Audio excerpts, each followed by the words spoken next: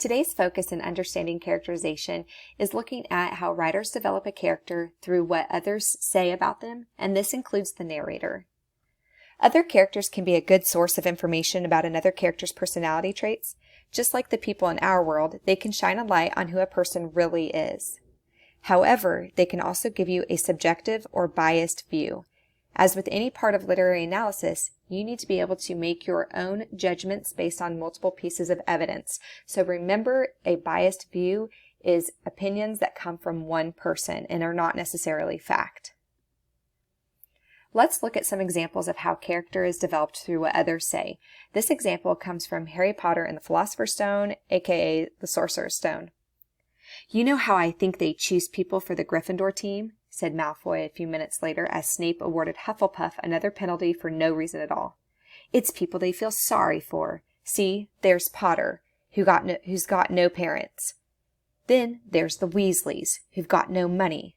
You should be on the team, Longbottom. You've got no brains."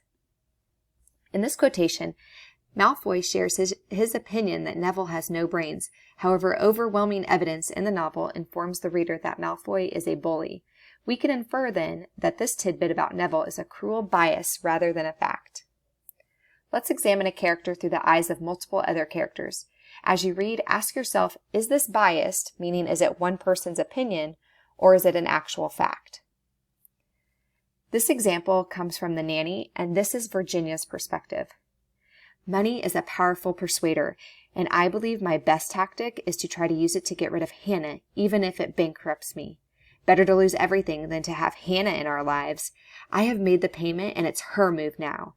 I ask myself repeatedly what more she could require from us if she has the money she wants." Okay, now this perspective is from Jocelyn from the same novel. "Hannah has insight into our family that nobody else ever could, and the knack of knowing just the right thing to say. Hannah offers such a lovely, clear pathway out of the maelstrom we've been in." We now have multiple pieces of evidence about the character Hannah. Let's take a look at what we know. So from Virginia's perspective, we know that Hannah is worse than bankruptcy and that she wants their money. From Jo, or Jocelyn's perspective, we know that Hannah knows a lot about her family, always knows the right things to say, and is possibly the way out of the mess she finds herself in. As the reader continues to gather evidence about Hannah and about Jo and Virginia, they can begin to make judgments about who to trust. For example, is Jocelyn's mother prejudiced against Hannah, or is Jocelyn too blind to see the truth? Let's continue to practice looking at what characters say about other characters when we analyze characterization of characters in our stories.